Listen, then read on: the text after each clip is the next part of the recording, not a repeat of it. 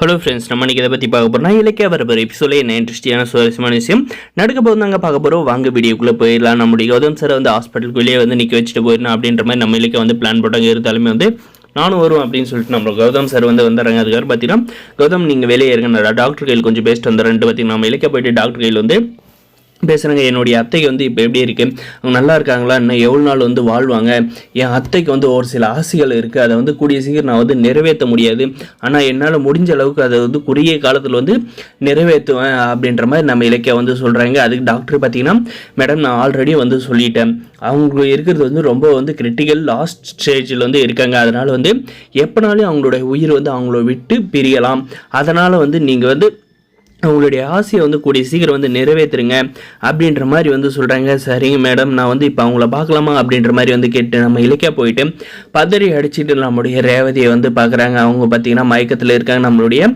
இலக்கியா வந்து அத்தான்னு கூப்பிட்டதும் பார்த்தீங்கன்னா கண் முழிச்சு, என்ன இலக்கியா எப்படி இருக்க, எங்கே நான் வந்து சீரியஸாக இருக்குன்னு டாக்டர் வந்து ஃபோன் பண்ணி சொல்லிட்டாங்களா, உனக்கு வேறு வந்து தொல்லை கொடுக்குறேனா அப்படின்ற மாதிரியெல்லாம் வந்து பேசுகிறாங்க. அதுவும் போக நான் வந்து கேட்டது வந்து என்னாச்சு, கௌதம் கிட்ட வந்து நான் தான் அவங்க அம்மான்ற விஷயத்தை எல்லாமே வந்து சொல்லிட்டியா இல்லையா அப்படின்ற மாதிரிலாம் வந்து கேள்வி கேட்குறாங்க. அதுக்கு நம்ம இலக்கியா வந்து என்ன பதில் சொல்கிறதுன்னு தெரியாது, வந்து முழிக்கிறாங்க. நம்முடைய ரேவதி பார்த்தீங்கன்னா அதுக்குள்ளே பார்த்தீங்கன்னா இலக்கியா நான் இந்த உலகத்தில் வந்து ரொம்ப நாள் வந்து வாழ மாட்டேன், கூடிய சீக்கிரமே வந்து நான் இந்த உலகத்தை விட்டு போயிடுவேன், அதனால தான் என்னுடைய கடைசி ஆசையை வந்து கௌதமை வந்து பார்க்கணுன்னு வந்து ஆசைப்பட்டேன், அவனுக்கு வந்து நான் தான் அம்மான்றதை வந்து தெரிய வைக்கணும், அப்போ தான் வந்து என்னுடைய ஆத்மா சாந்தி அடியா அப்படின்ற மாதிரி எல்லாம் நம்முடைய ரேவதி வந்து நம்ம இலக்கிய கையில் வந்து பேசிகிட்டே இருக்காங்க. அதுக்கு நம்ம இலக்கிய பார்த்தீங்கன்னா, அத்தை சும்மா சொல்லாதீங்க, இந்த உலகத்தை விட்டு போயிருன்ட்டு நான் இருக்க வரைக்கும் உங்களை வந்து இந்த உலகத்தை விட்டு போக விட மாட்டேன், உங்களுடைய ஆசை எல்லாமே வந்து கண்டிப்பாக வந்து நான் நிறைவேற்றுறோம், உன் மகன் கூட வந்து சேர்ந்து நீங்கள் வந்து ரொம்ப நாளைக்கு வந்து சந்தோஷமாக வந்து வாழ்வீங்க அப்படின்ற மாதிரி எல்லாம் வந்து சொல்கிறாங்க.